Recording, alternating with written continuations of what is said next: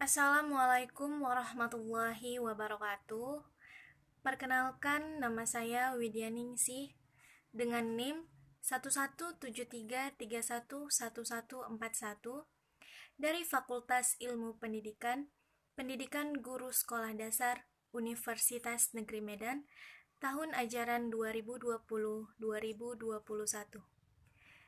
Di sini saya akan mempresentasikan proposal saya dengan judul Pengembangan Bahan Ajar Praktikum Berbasis Google Classroom, Materi Wujud Benda dan Perubahannya, Tema 3, Subtema 1, Kelas 3, Sekolah Dasar Negeri 066652, Kecamatan Medan Helvetia, tahun ajaran 2020-2021. Yang saya hormati, Bapak Ketua Jurusan PGSD Unimed, Bapak Dr. Irsan, MPD, MSI. Selanjutnya, yang saya hormati, dosen pembimbing saya, Bapak Fahrul Rozi, SPD, MPD. Dan yang saya hormati, Bapak dosen penyelaras, Pak Khairul Usman, SSI, MPD. Selanjutnya, di sini saya akan membahas tentang latar belakang. Pendidikan menjadi topik pembahasan yang menarik dalam lingkungan masyarakat yang menganggap pentingnya pendidikan dengan tujuan meningkatkan pengetahuan individu. Proses pembelajaran yang dilakukan oleh pendidik dan peserta didik dilakukan tanpa pernah terlepas dari yang namanya hasil belajar. Untuk mencapai hasil belajar yang baik, peserta didik membutuhkan pemahaman dari konsep yang sudah diberikan. Seorang pendidik memerlukan bahan ajar yang digunakan sebagai alat perantara bagi guru dalam menyampaikan materi yang bertujuan untuk memahamkan peserta didik. Bahan ajar ilmu pengetahuan alam atau IPA mengharuskan untuk para guru memberikan pengalaman langsung yang bermakna dengan sebuah praktikum dan kemandirian peserta didik untuk mengembangkan kompetensi agar memahami alam sekitar secara ilmiah. Guru dalam menggunakan suatu pedoman bahan ajar harus pintar dalam memilih bahan ajar yang baik. Bahan ajar yang baik yaitu bahan ajar yang digunakan sesuai dengan perkembangan peserta didik, baik pengetahuan dan keterampilan berdasarkan kurikulum. Sekolah dasar saat ini banyak menggunakan berbagai macam bahan ajar dalam pembelajaran. Namun, tidak sedikit bahan ajar yang digunakan sesuai dengan perkembangan yang seharusnya disampaikan. Selain itu, pembahasan bahan ajar meliputi beberapa poin-poin tertentu dari isi dan tampilan dari bahan ajar tersebut. Selanjutnya, saya akan membahas tentang identifikasi masalah. Berdasarkan latar belakang tersebut, dapat diidentifikasi masalah sebagai berikut. 1. Bahan ajar yang digunakan belum menimbulkan kreativitas dan keaktifan siswa. 2. Guru masih menggunakan metode ceramah. 3. Hasil belajar IPA peserta didik masih rendah. 4. Guru belum mengembangkan bahan ajar secara maksimal. Selanjutnya, saya akan membahas tentang batasan masalah.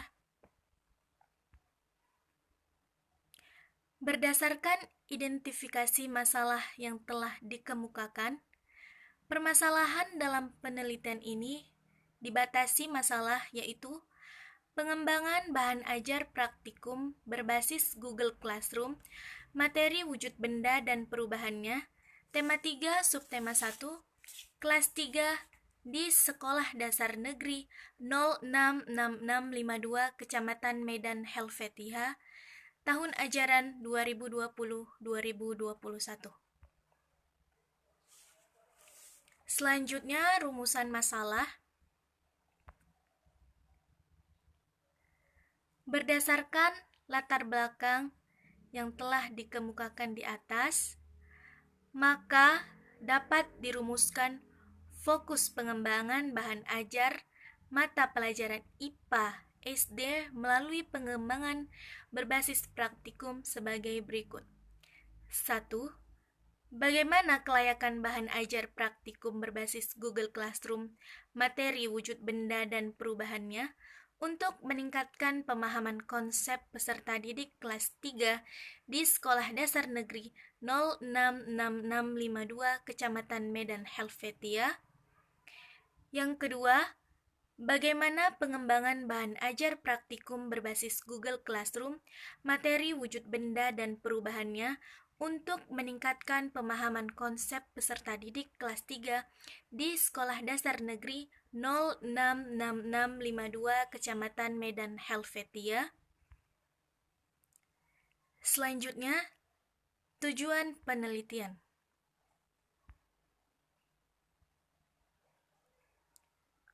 Tujuan pengembangan dalam penelitian ini adalah 1.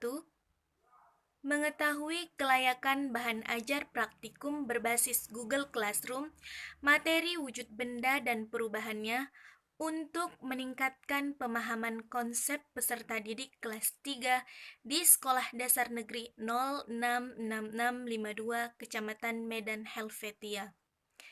Yang kedua, mengetahui pengembangan bahan ajar praktikum berbasis Google Classroom, materi wujud benda dan perubahannya untuk meningkatkan pemahaman konsep peserta didik kelas 3 di SD Negeri 066652.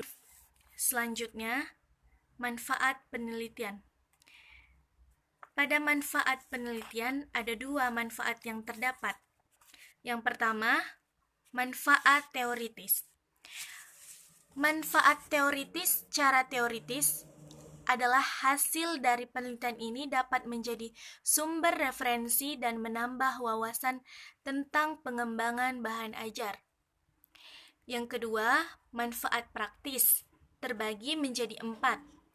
A bagi siswa, B bagi guru, C bagi sekolah, dan D bagi peneliti.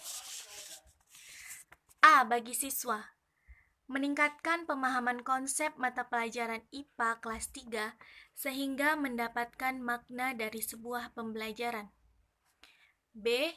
Bagi guru, pengembangan bahan ajar ini bisa dijadikan buku pedoman tambahan bagi seorang guru dalam pembelajaran di kelas, materi wujud benda dan perubahannya. Yang C. Bagi sekolah, hasil penelitian ini diharapkan memberikan sumbangan positif berupa bahan ajar IPA yang menarik bagi peserta didik dan sekolah pada umumnya yang dapat digunakan sebagai alternatif sumber belajar.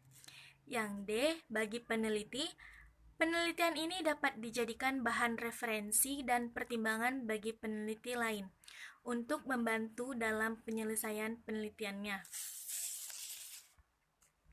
Selanjutnya, bab 2 kajian pustaka.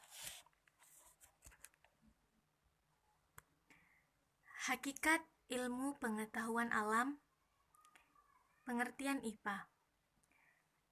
Ilmu pengetahuan alam merupakan ilmu yang mempelajari ruang lingkup alam semesta secara sistematis dengan berbagai cara untuk menguasai konsep-konsep, fakta-fakta, prinsip-prinsip tersebut dengan melakukan sebuah penelitian dan eksperimen.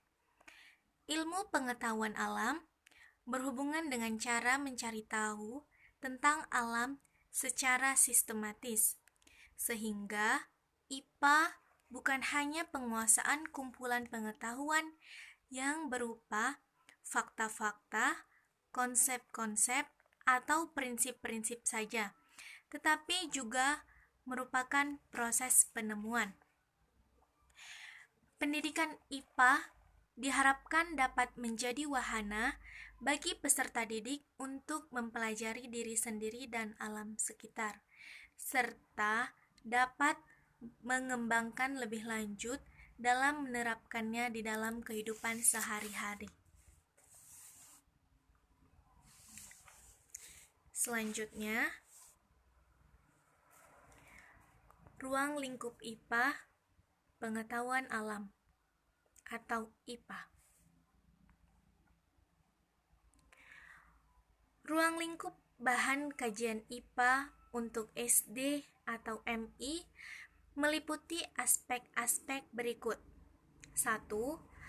Makhluk hidup dan proses kehidupan, yaitu manusia, hewan, tumbuhan, dan interaksinya dengan lingkungan serta kesehatan. 2. Benda atau materi. Sifat-sifat dan kegunaannya meliputi cair, padat, dan gas. Yang ketiga, energi dan perubahannya meliputi gaya, bunyi, panas, magnet, listrik, cahaya, dan pesawat sederhana. Yang keempat, bumi dan alam semesta meliputi tanah, bumi, tata surya, dan benda-benda langit lainnya. Selanjutnya, bahan ajar. Pengertian bahan ajar, fungsi pembuatan bahan ajar, tujuan pembuatan bahan ajar, dan pengembangan bahan ajar. Baik, kita akan bahas satu persatu. Pengertian bahan ajar. Bahan ajar menurut Panen adalah bahan-bahan atau materi pelajaran yang disusun secara sistematis yang digunakan guru atau siswa dalam proses pembelajaran. Menurut Muhaimin, dalam modul wawasan pengembangan bahan ajar, mengungkapkan bahwa bahan ajar adalah segala bentuk bahan yang digunakan untuk membantu guru atau instruktur dalam melakukan kegiatan pembelajaran. Selanjutnya, fungsi pembuatan bahan ajar. Fungsi dari pembuatan bahan ajar adalah sebagai berikut. Yang pertama, sebagai pedoman untuk seorang guru yang akan mengarahkan semua kegiatan dan aktivitas dalam proses pembelajaran, sekaligus merupakan kompetensi yang harus diajarkan kepada siswa. Yang kedua, sebagai pedoman bagi guru dalam kegiatan dan aktivitas proses pembelajaran, sekaligus menjadi suatu kompetensi yang harus dipelajari oleh siswa. Selanjutnya, tujuan pembuatan bahan ajar. Tujuan disusunnya bahan ajar adalah 1. Membantu siswa dalam mempelajari sesuatu. 2. Menyediakan berbagai jenis pilihan bahan ajar. 3. Memudahkan guru dalam melaksanakan pembelajaran. 4. Agar kegiatan pembelajaran menjadi menarik. Selanjutnya, pengembangan bahan ajar. Pengembangan bahan ajar, menurut Direktorat Jenderal Manajemen Pendidikan Dasar dan Menengah tahun 2008, pengembangan bahan ajar harus memperhatikan tuntutan kurikulum. Artinya, bahan belajar yang akan dikembangkan harus sesuai dengan kurikulum. Pada kurikulum tingkat satuan pendidikan, standar kompetensi lulusan telah ditetapkan oleh pemerintah. Namun, bagaimana untuk mencapainya dan apa bahan ajar yang digunakan diserahkan sepenuhnya kepada para pendidik sebagai tenaga profesional. Dalam hal ini, guru dituntut untuk mempunyai kemampuan mengembangkan bahan ajar sendiri untuk mendukung kurikulum. Sebuah bahan ajar bisa saja menempati posisi sebagai bahan ajar pokok ataupun suplementer. Selain itu, pengembangan bahan ajar juga harus memperhatikan prinsip-prinsip pembelajaran.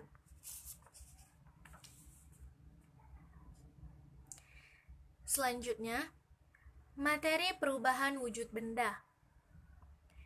Perubahan wujud benda terdiri dari 6. Yang pertama, menyublim, mengkristal, mencair, membeku, mengembun, dan menguap. Perubahan wujud benda dari padat menjadi gas disebut menyublim, sedangkan perubahan dari gas menjadi padat disebut mengkristal. Perubahan wujud dari padat menjadi cair disebut mencair, sedangkan perubahan wujud dari cair menjadi padat disebut membeku. Perubahan wujud dari cair menjadi gas disebut menguap, sedangkan perubahan wujud dari gas menjadi cair disebut menyublim. Selanjutnya, penggunaan bahan ajar praktikum berbasis Google Classroom. Yang pertama, metode praktikum. Praktikum berasal dari kata praktik yang artinya pelaksanaan. Secara nyata, apa yang disebut dalam teori. Sedangkan praktikum adalah bagian dari pengajaran yang bertujuan agar peserta didik mendapat kesempatan untuk menguji dan melaksanakan di keadaan nyata apa yang diperoleh dari teori implementasi dalam pelajaran IPA. Dalam strategi pembelajaran dikenal adanya metode pembelajaran praktikum yang bisa menciptakan situasi dan kondisi kelas yang terorganisir, sehingga bisa memudahkan guru dalam menyampaikan materi pembelajaran. Selain itu, dalam diri siswa itu sendiri bisa terjadi komunikasi antar siswa dalam kelompok, kelompok dengan kelompok, dan siswa dengan guru, sehingga siswa bisa aktif, kreatif, dan menyenangkan. Selanjutnya, Google Classroom. Pada masa pandemi COVID-19 yang terjadi pada saat sekarang ini, telah berpengaruh terhadap semua tingkatan dalam sistem pendidikan di Indonesia.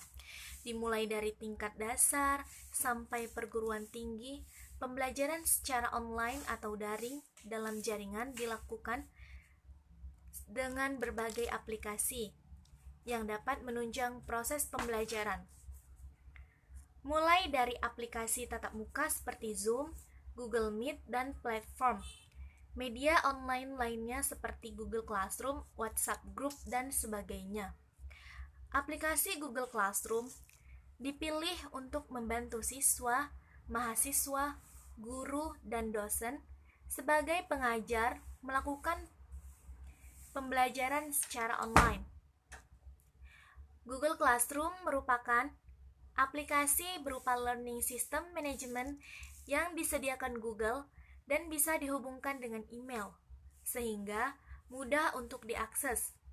Google Classroom telah dirilis secara resmi pada Agustus tahun 2014. Google Classroom merupakan aplikasi yang memungkinkan terciptanya ruang kelas secara online.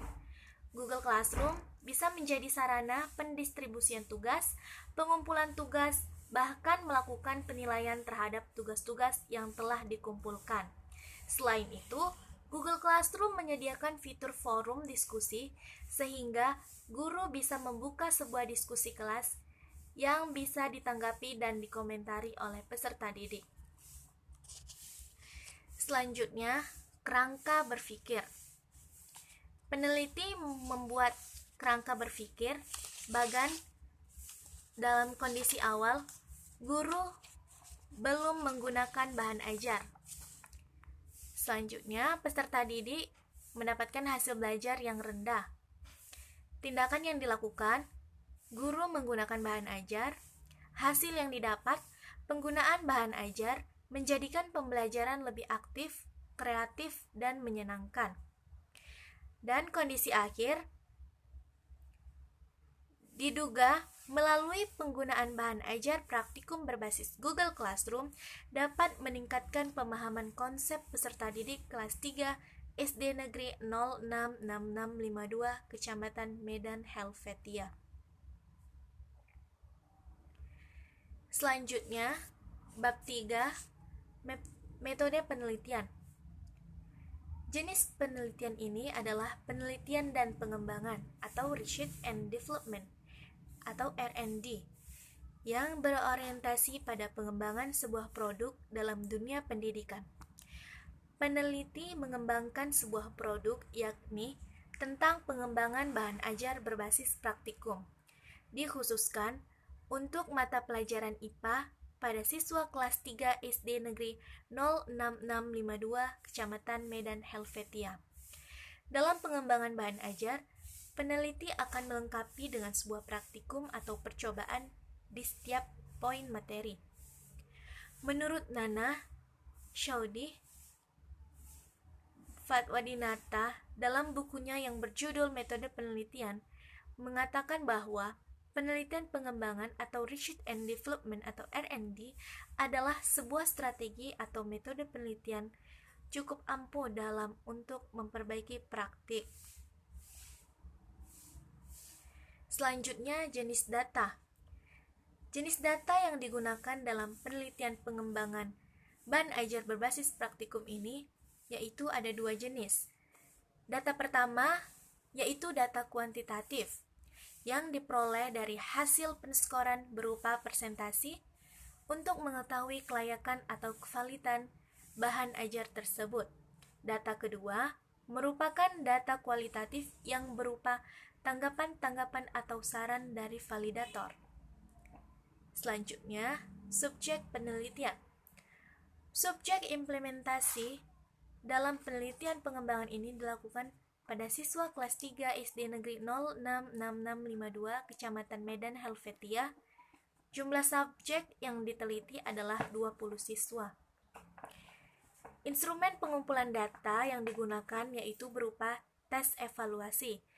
Tes ini digunakan untuk mengetahui data tentang hasil belajar siswa yang menunjukkan perubahan pemahaman dalam proses pembelajaran dengan menggunakan bahan ajar IPA yang telah didesain. Selanjutnya, prosedur pengembangan bahan ajar ada 5.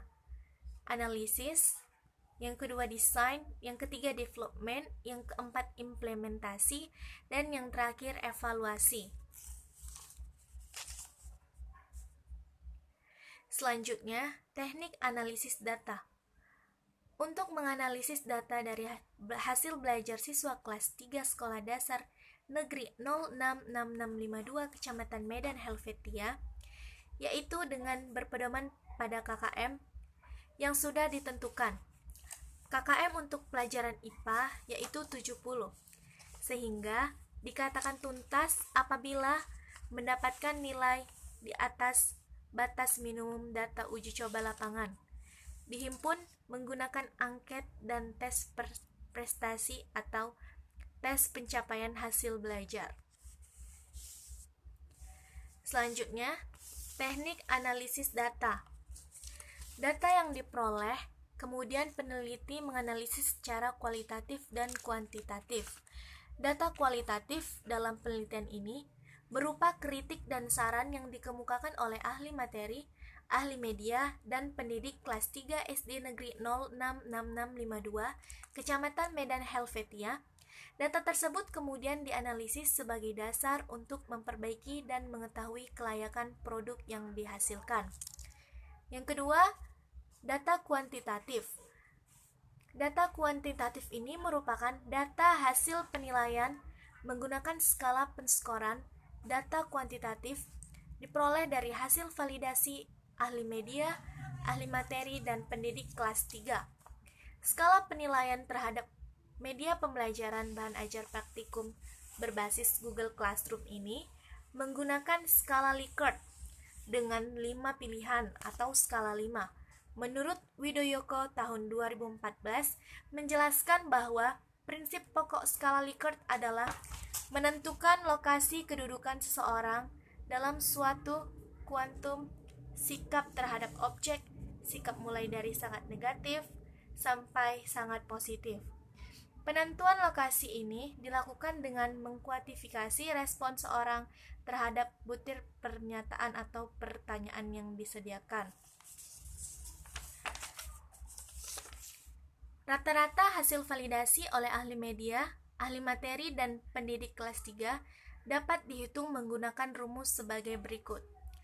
Rata-rata sama dengan jumlah skor keseluruhan per jumlah item dikali 100%.